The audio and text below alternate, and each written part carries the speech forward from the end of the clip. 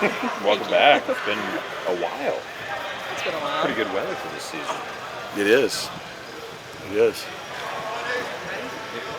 All right. Well, always good to be playing football on Thanksgiving week and games that are important. So, just got done with a good Tuesday, and I mean it's got a lot to play for against a team that is already bowl eligible and defensively has been excellent against the pass. And I thought last year when we played them, it was probably the best defense we played in conference season all year, and obviously same scheme and some of the same guys. And then, man, their quarterback's a stud. I mean, we know him. We recruited him. Probably the best freshman quarterback in the country, honestly, with just what he's done. So, got our hands full. Got to go find a way to earn it. What was your reaction to the Pitt-Georgia Tech results and just knowing that you're in control this week?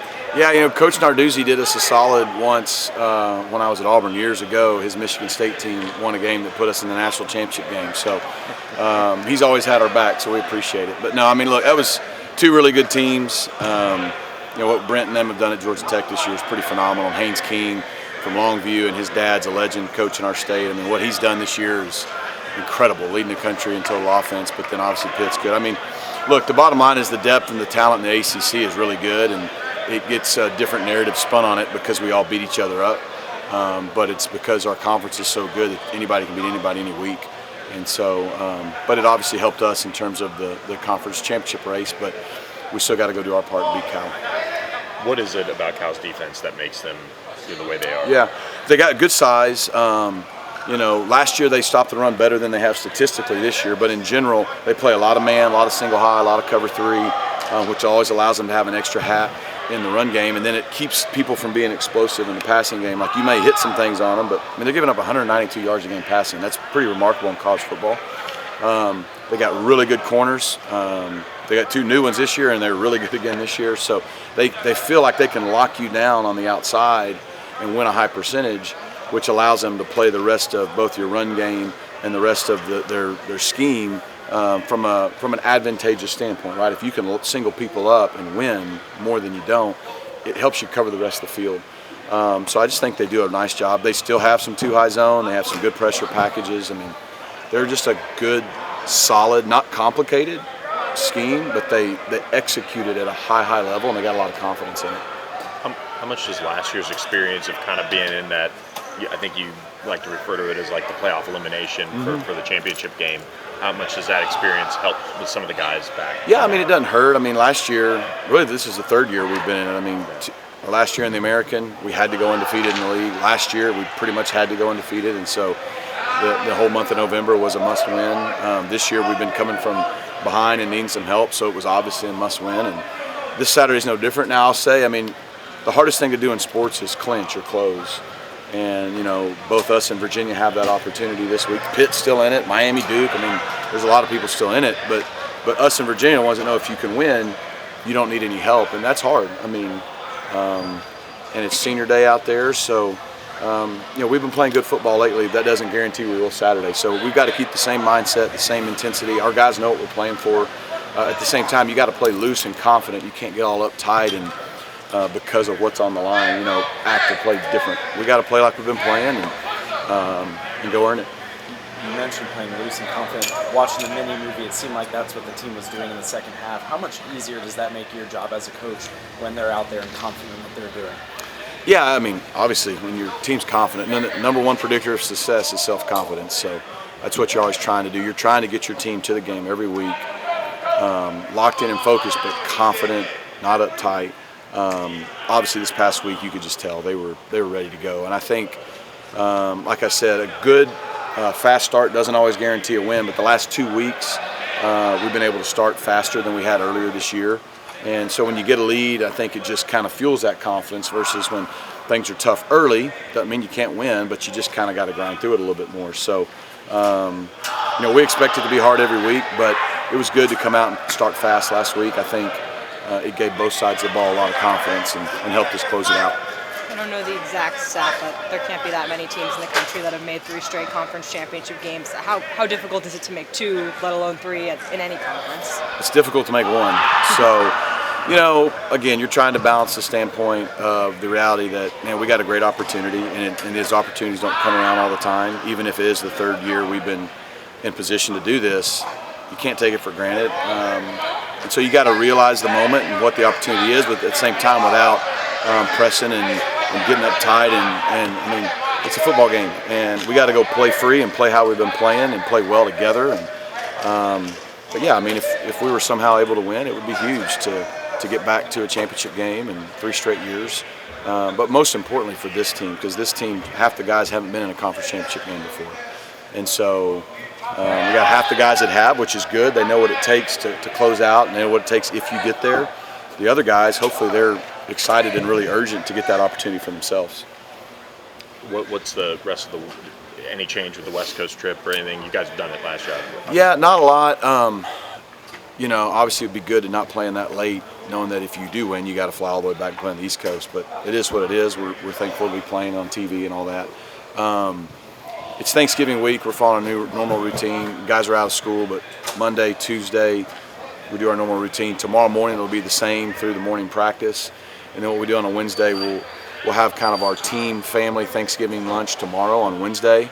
And then we leave from there, and we're going to go to South Oak Cliff and pass out, I think, around 750 to 1,000 Thanksgiving meals to people in South Dallas. It's something. This is the 4th year we've done it, and it's just awesome. Our guys love it. We love it. And then Thursday morning, we'll do our normal Thursday morning routine. Normally the players are out of here by 11 on a Thursday, so then guys can, if they're local, go home. If not, go to a teammate's house, come to a coach's house, and just enjoy Thanksgiving afternoon. We'll get up Friday morning, do our deal, fly out there, and instead of playing at 11 a.m. Central kick, we'll play at a 7 p.m. Central kick. That's about the only thing that changes. So, we looked in the past about staying the night when you play late. But the reality of it is that game's going to end at 10 or 11 p.m. Central. By the time you got to a hotel with all the adrenaline, you're not going to bed for 2. So might as well take the red-eye flight home and get in at 5 or 6. And if we're fortunate to win and play the following week, then that'll just be one more challenge we got to overcome. But I know if we're able to win, our guys will be happy to do it. Obviously, a lot of local guys that can probably go home or spend time with their families. But do you have a lot of coaches hosting out-of-town players? Yeah, so what we've kind of done is we've done the Wednesday meal for everybody, so it's not messing up a Thanksgiving for guys that are local. And then we do obviously have a lot of local guys. So what happens is all of our coaches, make it known to the player, hey, you guys are welcome to come. If you need a place to come eat and hang out, or if you just want to come steal some food and leave, that's fine.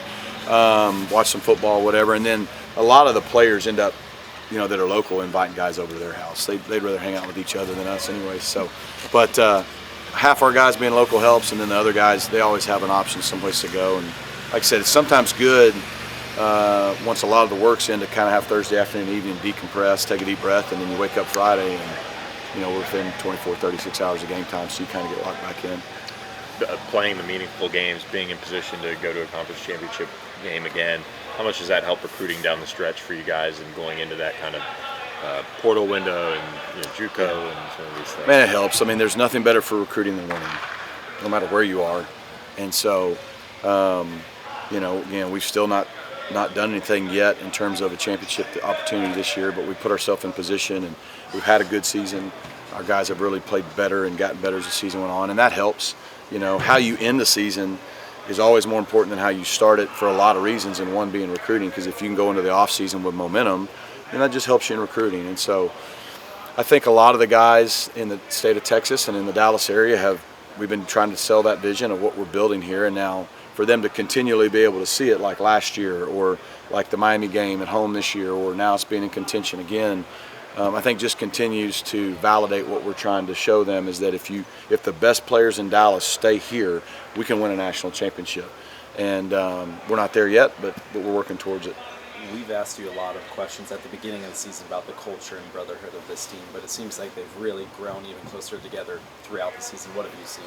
Yeah, I agree. I think we've gotten better. I think the team has been for each other. There hadn't been any internal issues all year, but again, I've said it before, you got to accomplish confidence. You've got to go through hard things to know who you can count on and all that. And so some of that early season adversity with us not closing out games or injuries, or, even the middle of the conference schedule, us, kind of giving a game away on the road, like, this stuff's no fun.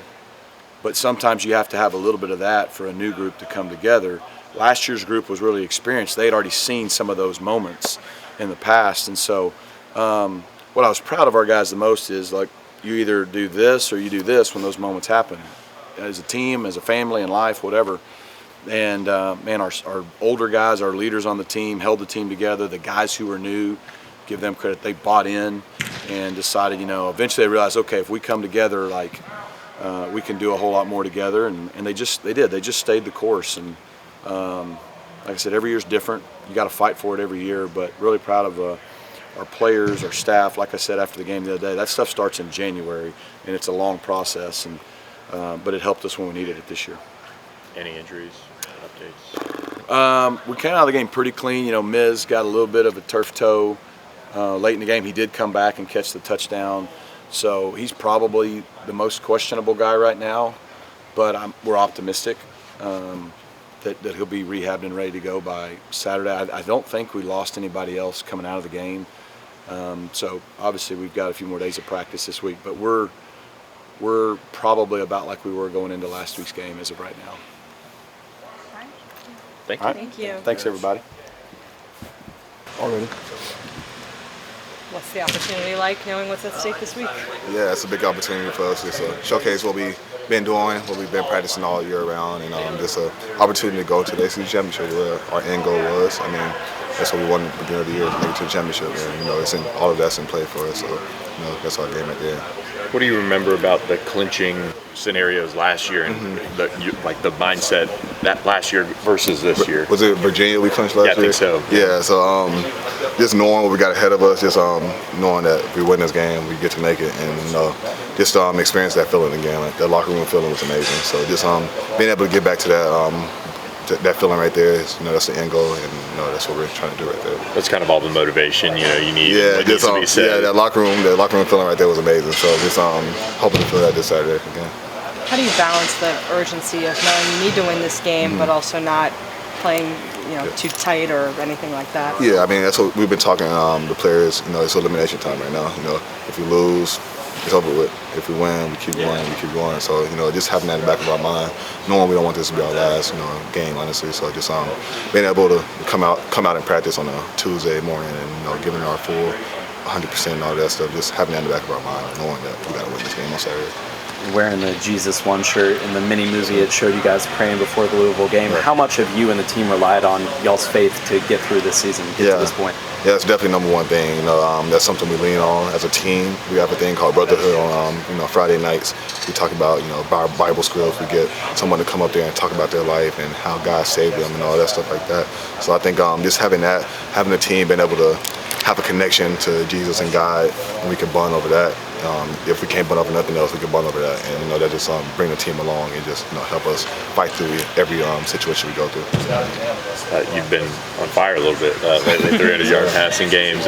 How do you continue that against a really good Cal secondary? Yeah, just watching film, they got a really good secondary. They're lengthy in the back end, really good linebackers, really good D linemen. So just really going out there, just trusting my guys. I think that's what I've been doing a better job at, trusting my guys, putting the ball in their facility, let them make plays for me, and not me being a superhero. So just trusting my guys, giving them the ball in space, and letting them make plays for me. I think that's we'll keep it up for sure. Where do you see kind of as the turning point of this season, where it feels like you guys are really playing your best football at the most important time? Yeah, I think after that weight game, I think that's when we all kind of just switched. It was a game that we were supposed to win, we didn't win. And just after that, the flip switch, and we just continue to put our head down and go to work at practice. I think all of it just showed in the game how we just kept fighting and putting our head down and going to work. I think all of that showed past couple of weeks. Do you feel I think last year it was the BYU game, right, the one you lose that you probably could have won. Yes, But really similar situation. Do you think sometimes you need to lose a little to be able to put you guys on this track? Yeah, it definitely sucks to lose. I mean, you never want to lose, but I mean, games like that definitely help you throughout the year. Games that you lose and the team just have a get together and you're just like, man, like if we lose, the season's over with. So just having opportunities like that to get along together and just continue to fight and knowing that we can lose another game. You mentioned not having to be superhero and things like that. How much of a process is that to kind of not want to do it all, not want to try to win a game in one play and do all those things? Yeah, I mean, it's definitely tough 'cause at the end of the day, you want to do whatever for your team to win a game. But I know me and Derek talk a lot, and he tells me, it's about three plays a game that you're going to be a superhero. That you got to make a play and got to go out the system and make a play. But just having that in the back of my mind, knowing that I have guys that can, do stuff better than me, like running wise and all of that. So just me giving them the ball, knowing they're going to, pick up more yards than me, and just trusting them, definitely. When did that process for you really start? That you kind of honed in on that with him? Yeah, I think it kind of started at the beginning of the season, but I kind of got better at it, continuing throughout the rest of the season. So I've definitely been working on it since the beginning, but now I'm starting to, kind of kick in some more and just trusting my guys more. You get to go down to SOC and see everybody on Wednesday. What's that going to be like doing that again? Yeah, it's amazing. Just to, go to that community that I was part of for a long time, and just be able to get turkeys and just pass out things to those guys. It's a blessing for me, and just it's honestly just the best thing I can do. Just send the kid faces, go get a turkey, just making them smile and all that stuff. That's What was your Saturday like after the game? I'm assuming you were keeping a close eye on that Pitt for sure. Georgia game. Yeah, definitely went home, took a little nap, and watched that Pitt and Georgia Tech game. Cheering for Pitt the whole time. They pulled it out for us. So across to those guys, those two really good teams. And, Pitt pulled it out. It was just a great time watching games on Saturday. Anything else, Kevin? All right, thank you. Thanks, Kevin. Thank you. Have a good one.